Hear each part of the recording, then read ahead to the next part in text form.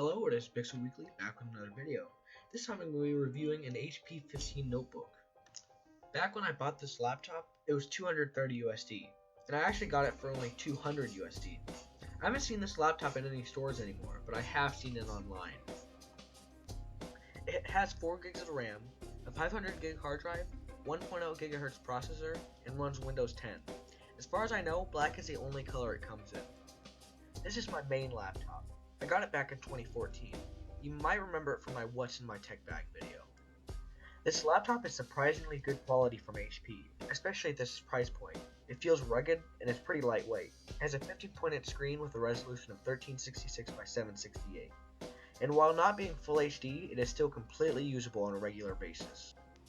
It's hard to find a laptop with this much RAM and this much hard drive space under 400 USD nowadays, let alone under 250. That surprises me, because it seems like with technology advancing so fast, these laptops would be dirt cheap by now. Now this is definitely not a gaming laptop. Like I said earlier, it has a 1 GHz processor, so it's hard to find any game that runs well on this computer. But I have managed to find one. This laptop is more meant for college or school. It runs Office perfectly fine, and runs many editing software like Audacity, Photoshop Express, and Windows Movie Maker well too. It's also a perfect travel companion. Even though it has a 15.6-inch screen, put Dropbox on it and it's a perfect mobile editing or Skyping or web browsing machine.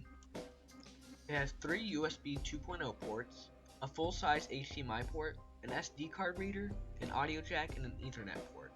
It also has a full keyboard, complete with function keys and a number pad. The keyboard is the worst thing on this laptop. They feel mushy and don't have much travel. After a few minutes of typing, your fingers will want to break. It's also sometimes hard to tell whether you hit a key or not. Even with the keyboard being the worst thing on this laptop, I've written multiple essays on it, and it is completely usable. You just have to get used to it. The game that I found works quite well on this laptop is Robocraft. On single player, you can get a pretty good FPS, and in multiplayer, after a few hiccups, the FPS is pretty decent. Other light gaming still works well, like Flash games, or even some of the games on Steam. The battery on this laptop is still pretty good, even after 2 years of use. It easily lasts me 4 to 5 hours of editing, even video streaming. The charging cable that comes with it isn't bulky and is great for travel. The microphone is one of the laptop's weaker points. I'm using it to voice over this video, so you judge for yourself. To me, it sounds tinny and cheap. That's why I'll be getting a blue Snowball Ice microphone in just a few weeks now. The camera on this laptop also isn't the best. It records at a maximum 360p, possibly 480p on Skype calls. I don't know why the camera performs better on Skype for me, but as you can see in the test video, the camera isn't usually that great. Overall, the HP 15 notebook is pretty good for the price. It would work as a travel laptop, a school, work, or college laptop, or even a light editing laptop. It has good balance of performance and price. While it may not be a gaming laptop, it can still play some less demanding games. It's also pretty reliable. I've had it for 2 years now, and it still performs as though it's brand new. The screen isn't full HD, but also isn't bad in the slightest.